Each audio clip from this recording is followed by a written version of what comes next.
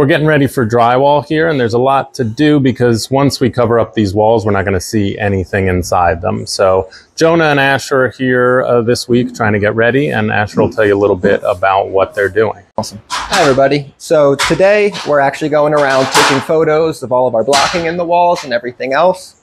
So after drywall goes in, when we come back to put this TV in, we know exactly where we need the mount to go.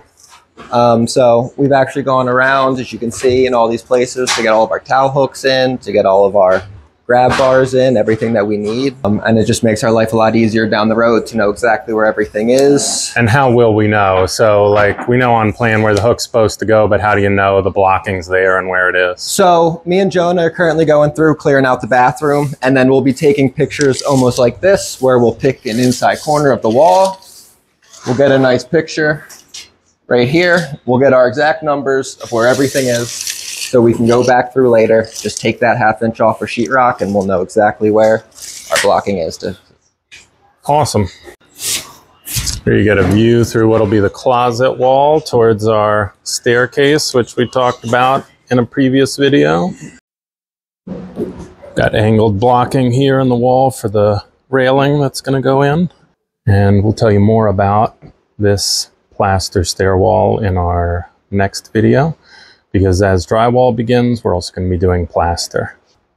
The striping that you see is formed when the lath gets covered in plaster, leaves that white residue. You can see it on the rough framing here. Kitchen in this area, so you're going to have a lot of electricity, gas, and water.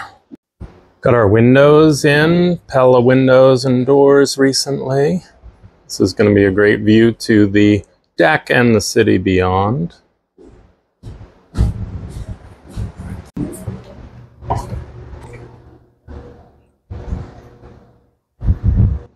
And there's your city, a little bit foggy today.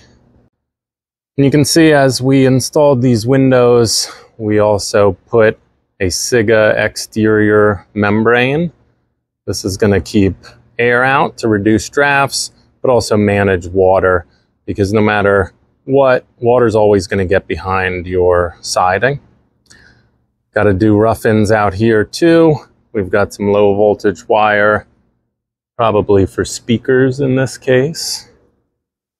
And as the rough-in's happening, our guys are coming back through and making sure that any of these penetrations get sealed up, because you don't want to do all this work to stop air from coming in just to make a hole in it.